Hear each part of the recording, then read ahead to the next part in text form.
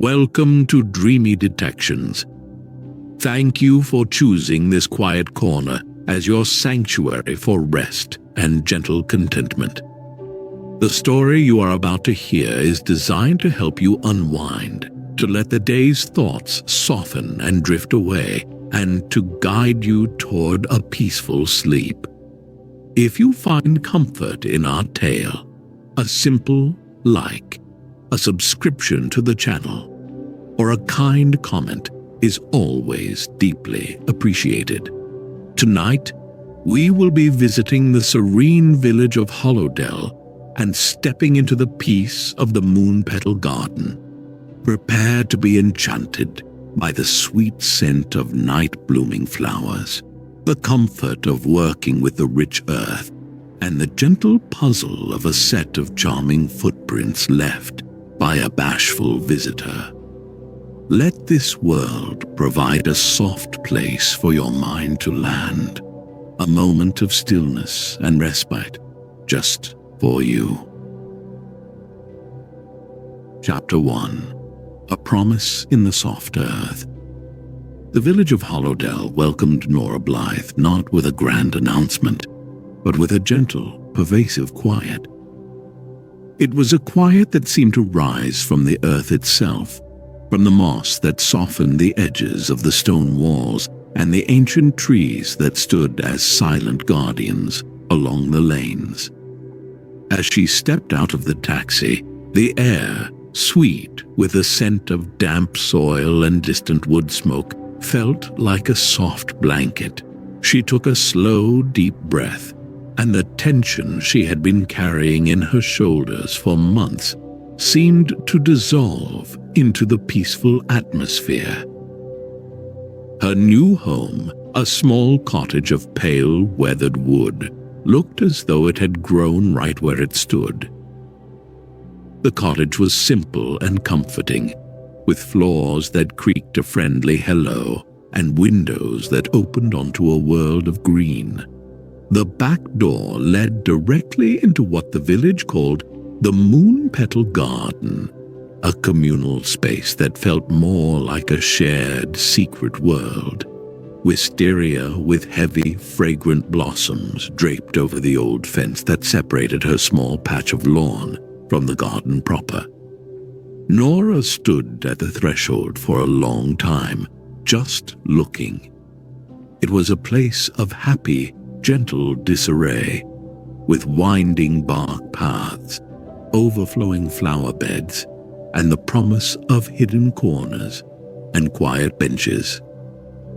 The next morning, Nora woke to the sound of birdsong, a melody so clear and pure it felt like a personal greeting. She made a simple cup of tea and, wrapping a soft shawl around her shoulders, stepped out into the early light. The air was cool and held the pearly luminescence of dawn. Dew clung to every leaf and petal, making the entire garden sparkle. She followed a winding path deeper into the garden's heart, her slippers making soft sounds on the bark chips. The scent of night-blooming jasmine still hung in the air, a sweet and heady perfume. She came to a small clearing where a patch of wild strawberries grew in joyful abundance, their red jewels nestled amongst green leaves. And there, in the dark, soft earth at the edge of the patch, she saw them. A trail of delicate paw prints, each one perfectly formed, like a tiny 5-petaled flower pressed into the soil. The trail led from the deep shadows of a thick laurel hedge, paused at the strawberry patch, and then vanished back into the greenery on the other side. They were fresh, etched by the passing of a small, quiet creature sometime in the night. Nora knelt down, her curiosity piqued in the gentlest way. She did not feel alarmed or concerned. In a place as peaceful as this, the prince felt like a welcome note, a small sign from the garden's secret inhabitants. They were a promise of a life that moved to a different rhythm, a nocturnal rhythm of quiet foraging and unseen journeys. She traced the shape of one print with her eyes, admiring its neatness, its perfect symmetry. It was a tiny, beautiful piece of evidence of a life lived in parallel to her own. A feeling of profound contentment washed over her. This was why she had come here, to be closer to these small, quiet wonders, to trade the noise of her old life for the gentle whispers of a garden waking up. The footprints were not a mystery to be solved in a hurry, but a gentle invitation to pay attention, to watch, and to listen. They were a link to the unseen heart of this place, a heart that beat with a slow, steady, and peaceful pulse. She continued her walk, feeling as though she had been let in on a lovely secret. She noticed other things she might have missed before. The intricate web a spider had spun between two rose stems, the iridescent sheen on a beetle's back as it lumbered over a leaf, the way the light filtered through the canopy of a great oak tree, dappling the ground in shifting patterns of gold. The whole garden was alive, teeming with a quiet, vibrant energy. Returning to her cottage, she sat by the window with her now cool tea, looking out at the green expanse. The image of the paw prints remained in her mind. They were a sign that she was in the right place, a place where the world was still full of gentle surprises and where the smallest creatures left their mark. She felt a deep sense of peace settle into her bones, the kind of peace that comes from knowing you are exactly where you are supposed to be. Here, everything grows in its own time, she thought, and felt she was beginning to grow again too. Chapter 2. Quiet Work and Gentle Questions. In the days that followed, Nora found her rhythm in the garden. She claimed a small, sun-drenched plot that had been left untended, its soil thirsty and choked with weeds. She bought a simple trowel and a sturdy pair of gardening gloves from the village shop and set to work. The labor was gentle and meditative. Kneeling on a soft cushion, she would sink her hands into the earth, feeling its cool, crumbly texture through her gloves. The simple, repetitive motion of pulling weeds and turning the soil became a form of quiet contemplation. Her mind, usually so busy with the intricate patterns of her textile work, grew still. Her focus narrowed to the task at hand, the satisfying pull of a long taproot, the sight of the rich, dark soil being freed, the earthy scent that rose up to meet her. Time seemed to lose its sharp edges, stretching and softening into a long, pleasant afternoon.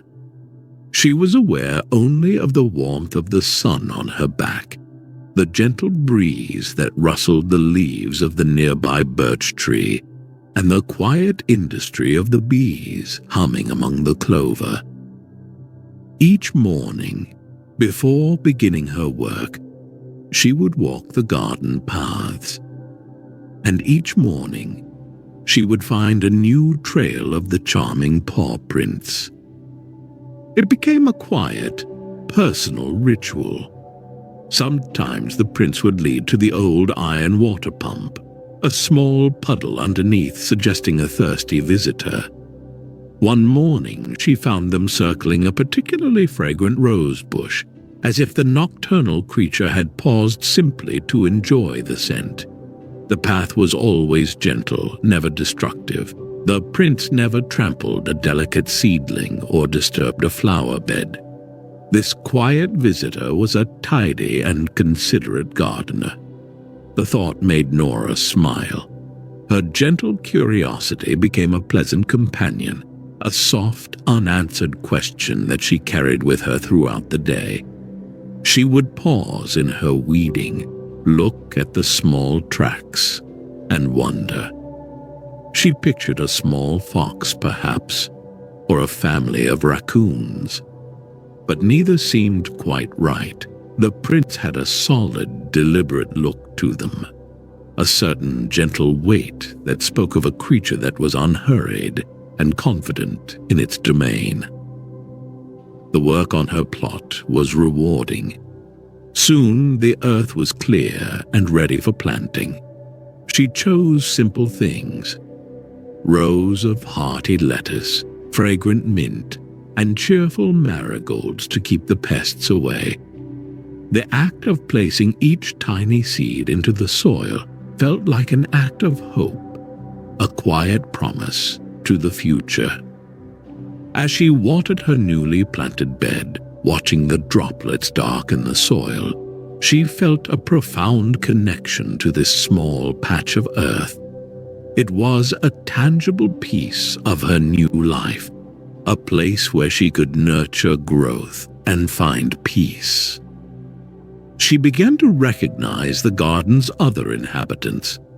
A plump, cheerful robin with a bright eye would often perch on her fence, watching her work. A shy field mouse would sometimes dart across the path in the late afternoon. She was becoming part of the garden's ecosystem, another quiet creature tending to its small corner of the world. The paw prints were a daily reminder that she was just one part of a larger, more intricate web of life, much of which was invisible to her. The gentle question of the prince never became a pressing need for an answer. It was a pleasant wondering, like guessing the shapes of clouds or listening to the murmur of a stream. It added a layer of quiet enchantment to her days. Who was this bashful gardener who walked the paths only at night? The question was a soft hum in the background of her thoughts, as comforting and constant as the buzzing of the bees.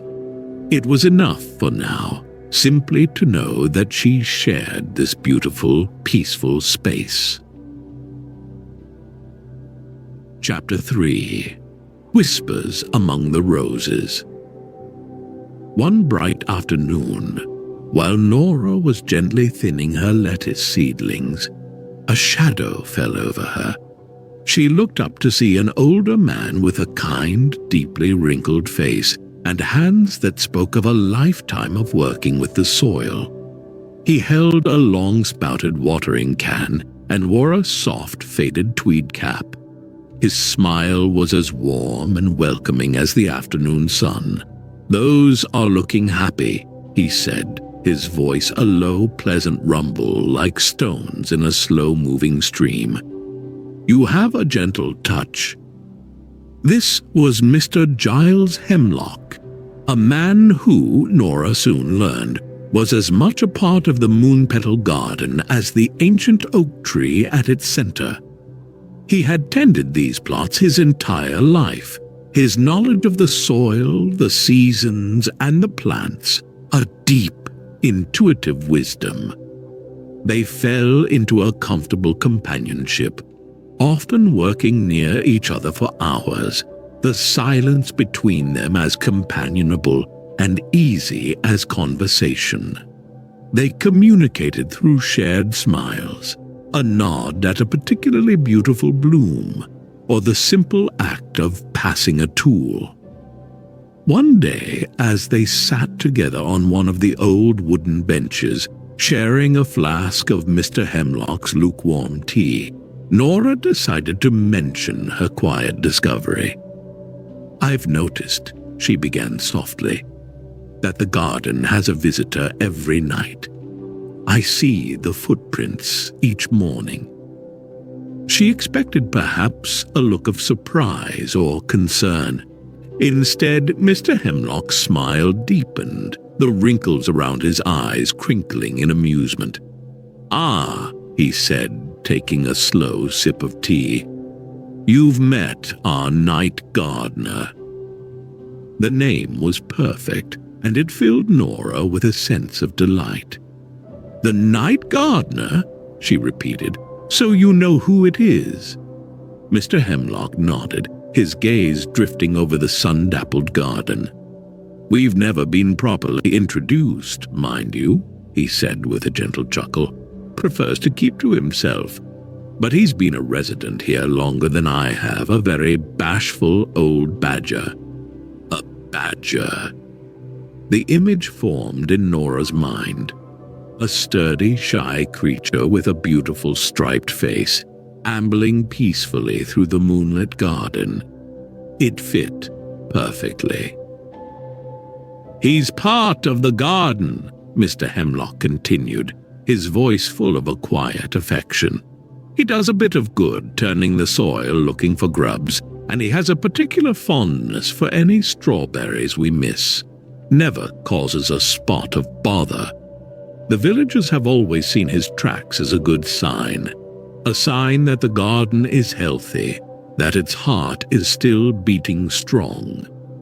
He explained that the badger had a den deep within the untamed thicket at the far end of the garden, a place no one ever disturbed. The knowledge settled in Nora's heart, not as the solution to a puzzle, but as the hearing of a wonderful, long-running story. The footprints were not a mystery, but a signature. The nightly signature of a quiet cohabitant, a fellow gardener going about his work. The gentle curiosity she had felt blossomed into a feeling of deep, affectionate kinship. She was sharing this space with a bashful badger, and the thought was utterly comforting.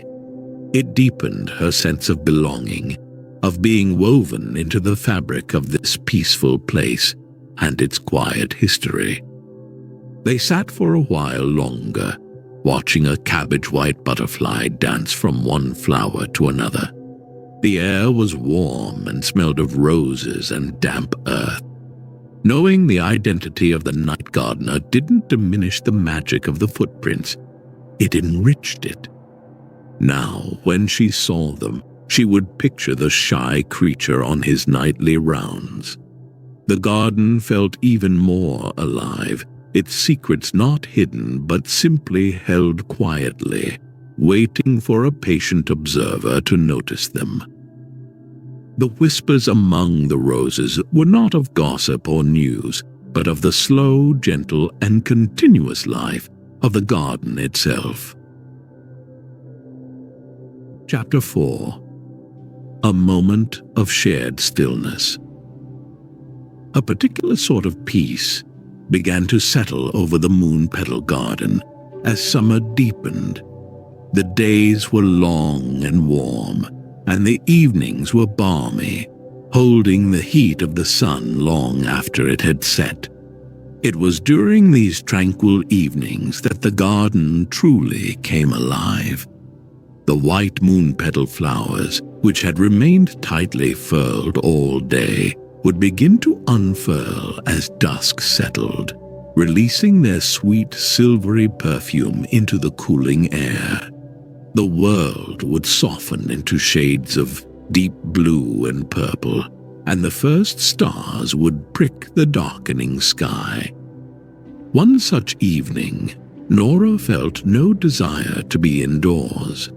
The profound calm of the garden was calling to her.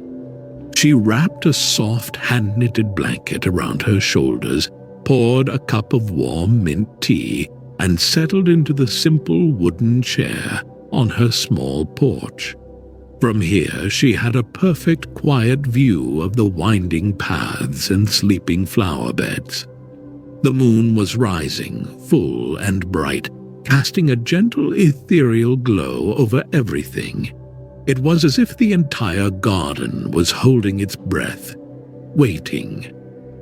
She sat without expectation, simply being. Her purpose was not to see the badger, but to share the night with the garden, just as he did. She listened to the tiny sounds of the evening, the chirping of a lone cricket, The soft rustle of leaves as a gentle breeze passed through, the distant hoot of an owl. She felt the warmth of the mug seep into her hands, the scent of the mint rising to meet her. The sensations were simple, grounding, and deeply peaceful. She felt her own breathing slow, syncing with the quiet, steady pulse of the world around her. Time passed in a gentle, unmeasured flow. Nora felt her eyelids grow heavy, the deep relaxation of the moment verging on a peaceful slumber. It was then that she saw it. A slight movement in the deep shadows of the laurel hedge, a flicker of black and white. She remained perfectly still, a silent, respectful observer. Slowly, cautiously, the badger emerged. It was exactly as she had pictured, a sturdy, low-slung creature with a magnificent striped face and small, intelligent eyes that seemed to drink in the moonlight. The badger paused, its nose twitching as it scented the air. Deciding all was safe, it began its nightly patrol. It moved with a slow, deliberate waddle, its claws making almost no sound on the soft earth. It followed the path Nora knew so well from the footprints, ambling past the rose bushes and making its way to the patch of wild strawberries. There, it foraged happily, finding a few fallen berries that the birds had missed, its munching a soft, contented sound in the quiet night. Nora watched, her heart filled with a gentle, profound joy. This was the night gardener, the shy, secret keeper of this peaceful place. Seeing him was not a dramatic reveal, but a quiet affirmation. It was a moment of connection, a shared stillness between two of the garden's inhabitants, one diurnal, one nocturnal. The badger was not a creature to be discovered, but a presence to be respected and appreciated. He was the quiet, steady soul of the garden after dark. After a few more minutes, its small meal finished, the badger turned and ambled back the way it had come, melting back into the shadows of the hedge as silently as it had appeared. The garden was still once more, the only evidence of the visit being the feeling of peace in Nora's heart. The resolution was perfect and serene. The gentle question that had occupied her thoughts had been answered not with a shout, but with a whisper. She felt completely, utterly at peace, woven into the life of the garden in a way she had never been before. She drew the warm blanket tighter, looked up at the moon, and smiled.